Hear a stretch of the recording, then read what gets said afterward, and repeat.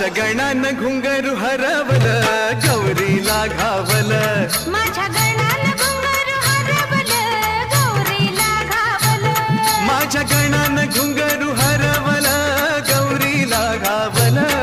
एका वर्षान आपलं दर्शन गणान गौरीला दावल हा एका